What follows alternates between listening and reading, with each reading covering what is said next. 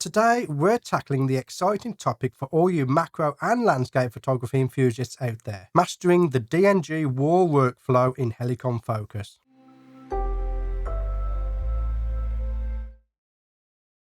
Whether you're a seasoned pro or just starting, understanding how to work with DNG RAW files can significantly enhance your focus stacking results. So let's get into it. So you remember I released a video several weeks ago talking about my workflow. I got into a discussion with a viewer there named Derek about why I don't use the DNG RAW workflow. And it all came down to personal choice and the images that we're working with. So first of all, I do want to thank Derek for having a chat with me. The interaction that we get in the community is how we learn these different ways of doing things. For those that might be new, Helicon Focus is a powerful software tool designed for focus stacking. Focus stacking is a technique where you take multiple photos at different focus distances and then combine them to create a single image with a greater depth of field than would be possible with a single shot. Working with DNG RAW files in Helicon Focus can seem daunting at first, but it offers unparalleled control over your final image quality. Let's break it down step by step and ask the reasons why sometimes you might not want to use the DNG workflow. If you're working with files that have noise in them that need to be reduced significantly, the DNG RAW workflow might not work for you. In my experience, the noise builds up over the image as it's being stacked, which means when I come to denoise that particular shot afterwards, the amount of denoise I have to use means I'm losing detail within my subject. Like this damselfly's eyes, you can see how the detail has been removed. It's image dependent. If you've got a clean image to start with, the DNG RAW workflow is the best and quickest way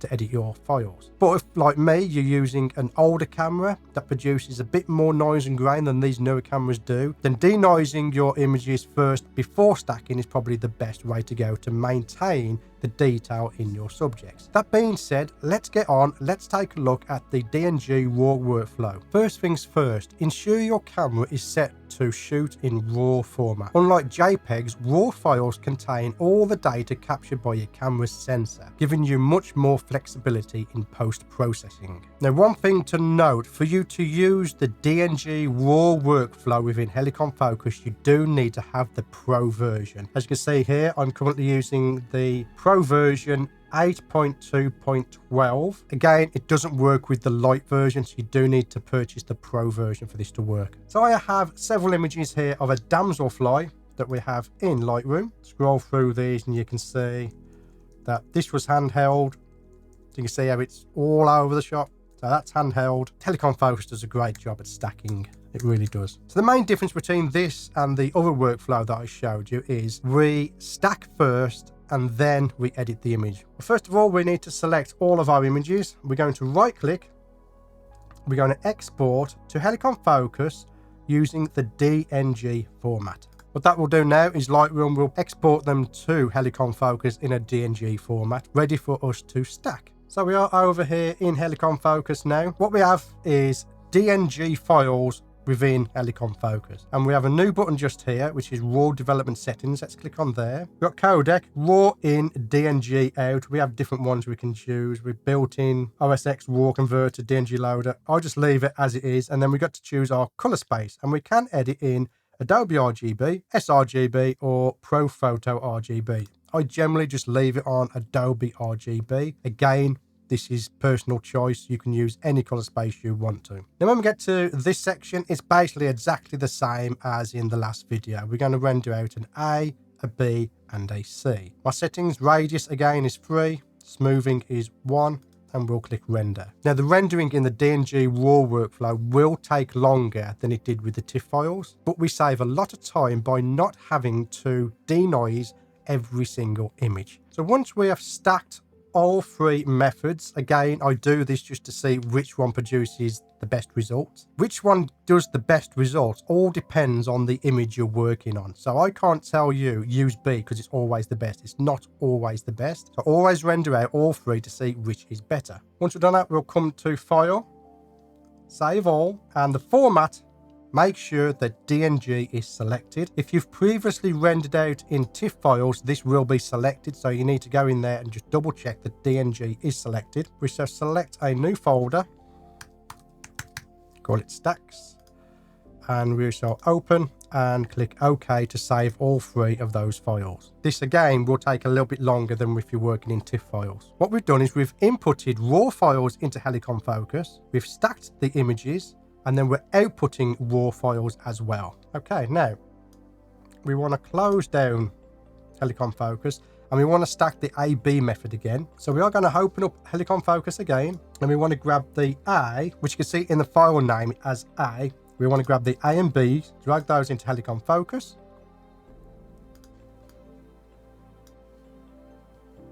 And we will render that out with method B. And we can right click on the result, click on save. And in the file name, I will just put in AB.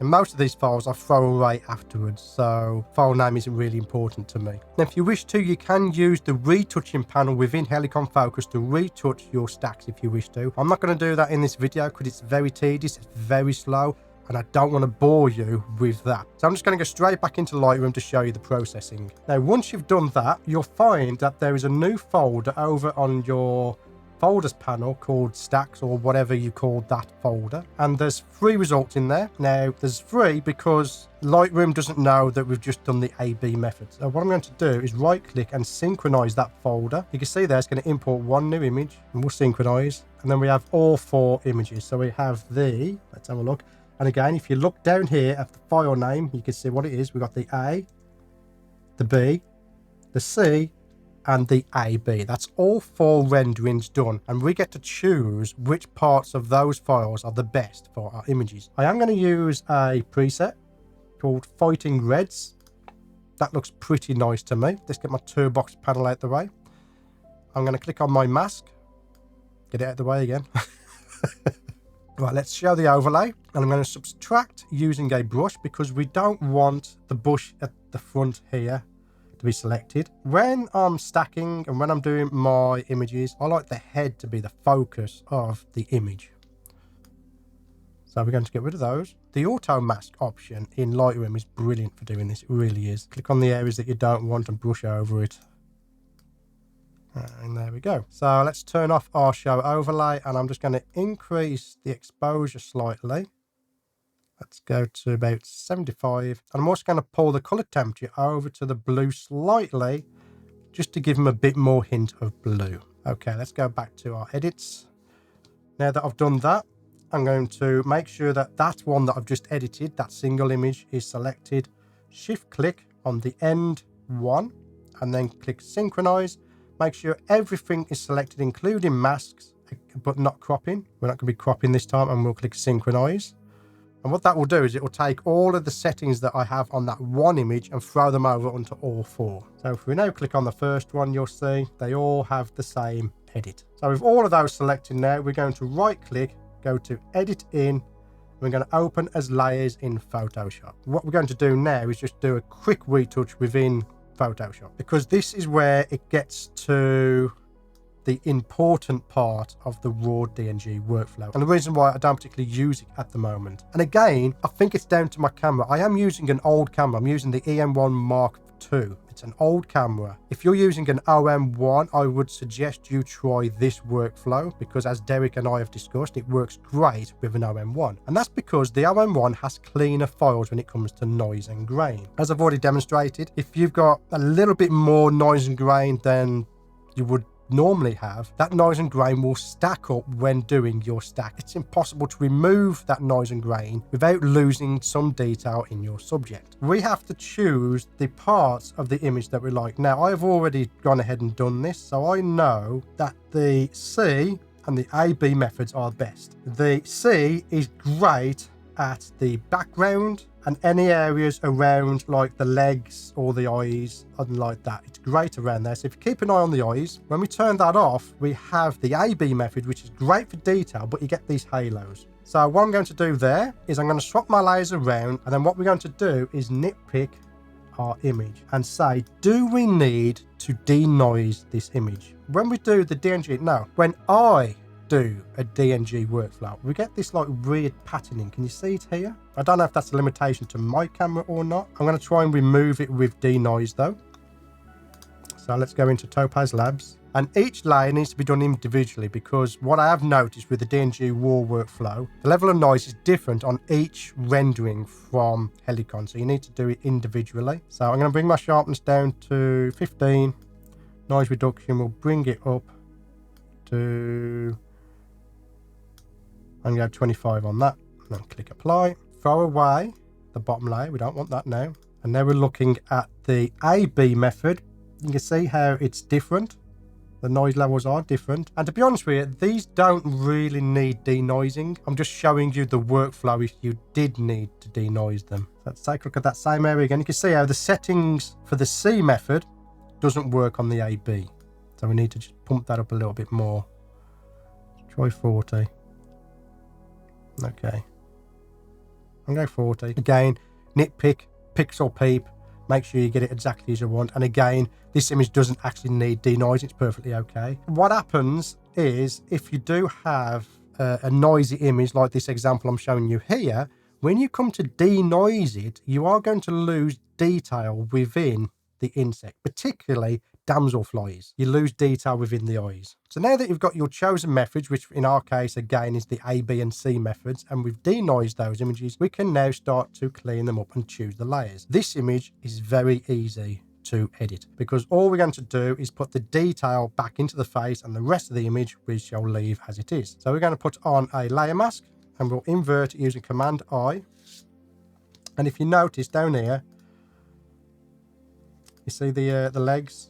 Can you see the difference with, that's the AB and the C. The C produces very good results, but is less detail. So we want to hide the detail everywhere except where we want it, which in this case is the face of the damselfly. So we're going to paint in white and we're going to just paint in this damselfly.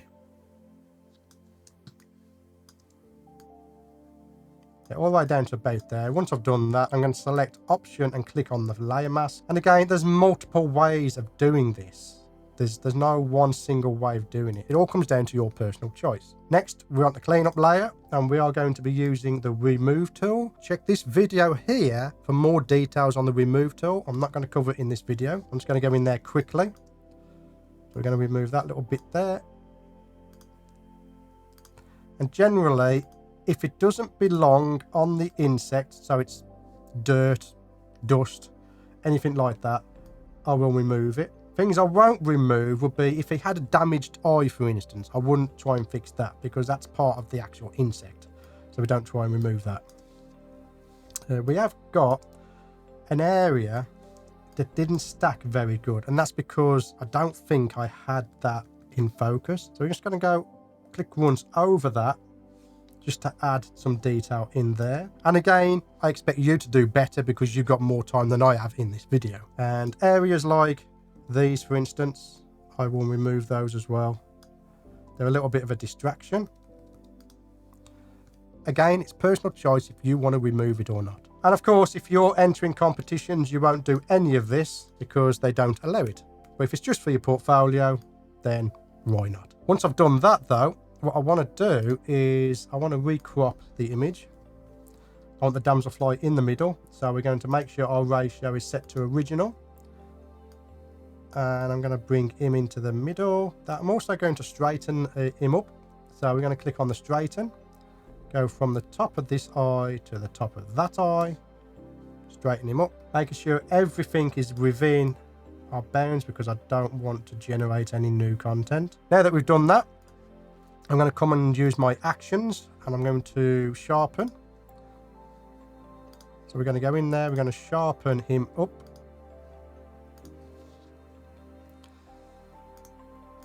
So once my action has finished, all I need to do is get a white brush and just paint over this area to sharpen him up. You see how that has sharpened the eyes up?